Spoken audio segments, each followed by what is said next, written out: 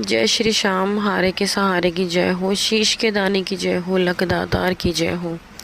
दोस्तों, उम्मीद करती हूँ श्याम बाबा की कृपा से, श्याम बाबा के आशीर्वाद से आप और आपका परिवार कुशल मंगल होगा और श्याम बाबा की कृपा हमेशा अपने भक्तों पर ऐसे ही बनी रहेगी। बाबा श्याम हमेशा अपने भक्तों का ऐसे ही कल्याण करते रहे।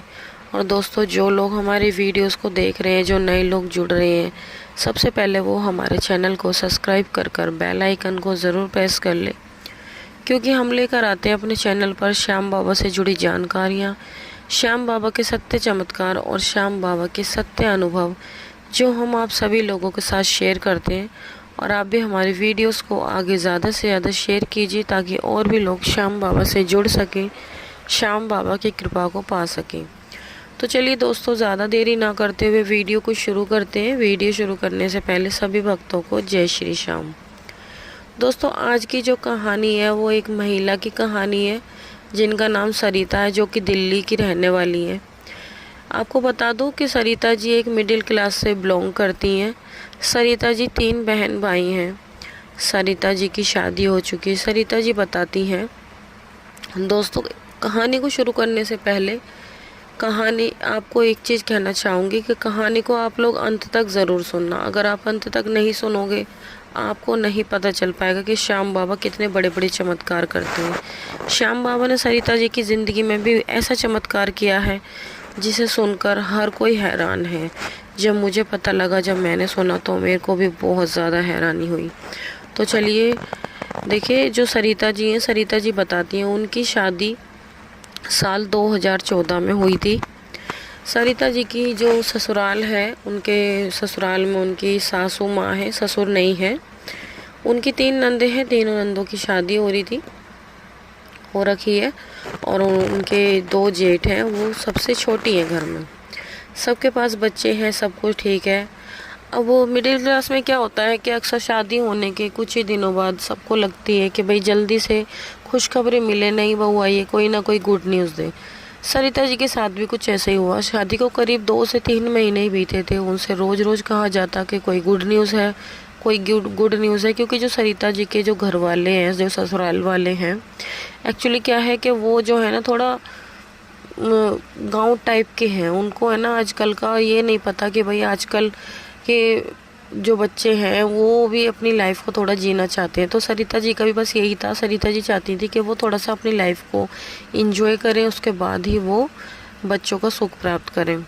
लेकिन उनके घर वाले जो हैं, उनके ससुराल वाले, खासकर जो उनकी सासू माँ है, वो बहुत ही ज़्यादा उनको टॉर्चर करने लगी थी। बहुत ज़्यादा उनको रोज़ कहती हैं कि कोई खुशखबरी है, खुशखबरी है। सरिता जी इस चीज़ से बहुत ज़्यादा परेशान थी और आए दिन उनके घर में, करीब शादी को 6 महीने बीते थे, लड़ाई झगड़ा क्लेश होने लगा था। उनकी सासू से उन्हें बुरी बुरी बातें बोलती, अनाप शनाप बोलती हैं। और उनके जो हस्बैंड है, वो भी उनके सिकाई में आके अपनी वाइफ को अनाप शनाप बोलते। उनकी सास कहती कि इसके तो बच्चे ही नहीं हो रहे, तू दूसरी शादी कर ले, ये है वो है। इस तरीके से उनके हस्बैंड को भड़काती। और उनके हस्बैंड दूसरी शादी करने के लिए तो नहीं कहते, पर कहीं ना कहीं उनके भी दिमाग में ये गलत फहमी शायद घर कर गई थी। उनको भी ऐसा लग रहा था कि शायद मेरी माँ जो कह रही है वो बिल्कुल सही कह रही है। अब सरिता जी को और भी ज़्यादा चिंता होने लगी कि इन लोगों को तो पता नहीं इतनी जल्दी क्यों है, उन्हें ऐसा क्यों लग रहा है कि भाई इतनी जल्दी बच्चे होने चाहिए।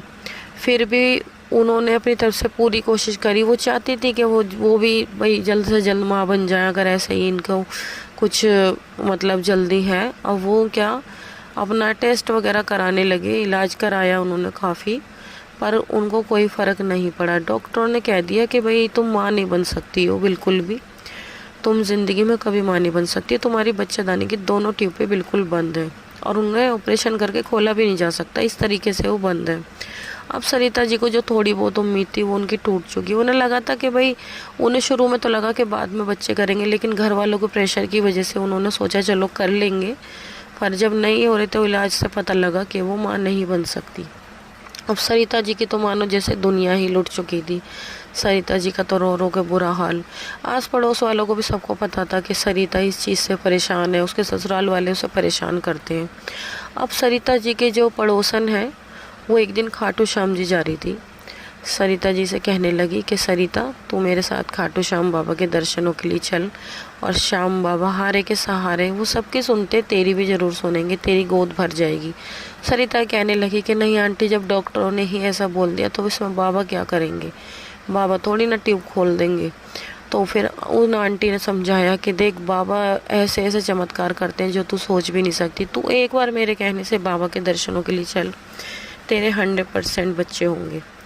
तो उसने कहा कि ठीक है आंटी, मैं पूछूंगी। फिर उसने जैसे तैसे अपने हस्बैंड को मनाया, उससे कहा कि एक बार मैं वहाँ पर जाकर देख लेती हूँ, शायद कुछ ना कुछ हो जाए। और वो अपने हस्बैंड से पूछ कर कहकर और उन आंटी के साथ खाटू श्याम बाबा के दरबार दर्शनों के लिए चली गई। वहाँ से अच्छे से बाबा को देखा, बाबा के दर्शन किए, बाबा को प्रसाद चढ़ाया और वहाँ जाकर बस उसकी आंखों से आंसू नहीं रुके, वो बहुत ज़्यादा बिलक बिलक कर रोने लगी, मन ही मन अपने आप को कोसने लगी। और बाबा को उसने अपने दिल का सारा हाल बताया और बाबा को प्रणाम करके वहाँ से मार्केट से उसने एक छोटी सी बाबा श्याम की तस्वीर खरीद कर और अपने साथ घर ले आई। जब वो अपने घर आई प्रसाद लेकर, तो उसके घर में उसके हाथ से कोई प्रसाद ही नहीं ले रहा था। सब कह रहे ये तो भांज है, इसके तो बच्चे ही नहीं है। उसकी सास कहने लगी, हमें तेरे हाथ का कोई प्रसाद वरसाद नहीं खाना, ऐसे करके मतलब उसको बहुत उसके साथ रूडली बिहेव होने लगा। अब जब वो तस्वीर ले आई तो उसकी सास और भी ज़्यादा उसके साथ लड़ाई झगड़ा करने लगी, कहने लगी अब ये क्या उठा के ले आई है, हमारे घर में इनकी पूजा नहीं होती, कौन है ये, क्योंकि वो बाबा श्याम को नहीं जानती थी। तो उसने कहा कि माँ जी, ये बाबा श्याम है और ये ऐसे ऐसे हारे के सहारे हैं, और ये मतलब उसने सारी बात बताई कि ऐसे हमारे घर में बच्चे हो जाएंगे, ये वगैरह सारी बात उसने बोली। पर उसकी सास कहाँ समझने वाली थी, उसने बहुत उल्टा सीधा बोला और उसने मंदिर में रखने से साफ इनकार कर दिया। फिर सरिता ने सोचा, मैं बाबा को लेकर आई हूँ, बाबा का मेरी वजह से इतना अपमान हो रहा है। तो उसने बाबा से क्षमा मांगी और अपने ही रूम में बाबा को एक छोटा सा स्थान दिया और सच्चे दिल से बाबा की पूजा अर्चना की। और रोज़ वो बाबा श्याम की पूजा करने लगी और बाबा श्याम का मंत्रों का जाप करने लगी। देखते ही देखते 2 महीने बीते। सरिता जी को पता लगता है कि वो प्रेग्नेंट है। जब उन्होंने अपने घर में बताया तो सबकी आंखें फटी की फटी रह गई, सबकी तो बोलती ही मानो बंद हो गई।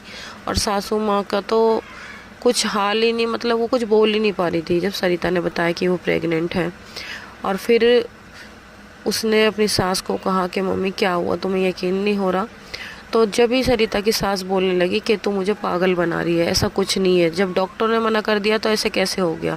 फिर उसने अपनी रिपोर्ट्स वगैरह दिखाई। जब उसकी सास को यकीन हुआ तो फिर वो कहीं ना कहीं सबके दिल में फिर बहुत ज़्यादा खुशियों की लहर उठी कि चलो भाई, वहाँ पर गई तो भगवान ने इसकी सुनी। फिर उसे थोड़ा थोड़ा उनकी सासू माँ को श्याम बाबा पर विश्वास हुआ कि शायद वहाँ जाने से ही ये प्रेग्नेंट हुई है। फिर धीरे धीरे श्याम बाबा को मंदिर में स्थान मिल गया, घर में खुशी का माहौल हो गया, घर में सब खुशी से रहने लगे।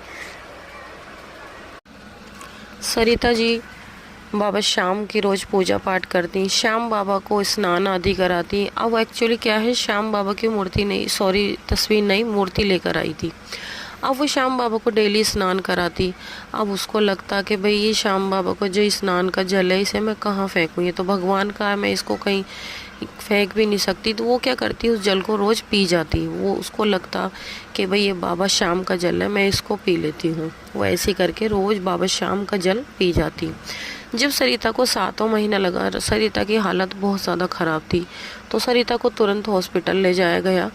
तो हॉस्पिटल ले जाया गया, वहाँ पर चेकअप वगैरह हुए। तो वहाँ डॉक्टर बोलते हैं कि भाई बच्चे की धड़कन नहीं है और बच्चा मर चुका है और इसकी अभी डिलीवरी करनी पड़ेगी, इस तरीके से बोल दिया। और पूरी उन्होंने कहा कि अगर नहीं निकाला तो पूरी बॉडी में जहर फैल जाएगा, ऐसे बोलने लगे। सरिता को मतलब बिल्कुल यकीन नहीं हुआ। सरिता ने कहा देखो मैं कोई डिलीवरी नहीं कराऊंगी। उसने अपने घर वालों से साफ इनकार कर दिया। उसने कहा कि मुझे अपने श्याम बाबा पर पूरा भरोसा है, मेरा बच्चा बिल्कुल ठीक है, ना मैं कोई डिलीवरी कराऊंगी ना कुछ, और आप यहाँ से चलो। जैसे तैसे वहाँ से लड़ झगड़ कर सरिता अपने घर लौट आई और श्याम बाबा के आगे रोने लगी। श्याम बाबा से कहने लगी, बाबा ये कैसी परीक्षा है, बाबा आपने मुझे इतनी बड़ी खुशी दी और देने से पहले ही छीन रहे हो। इस तरह से बाबा से बोलने लगी।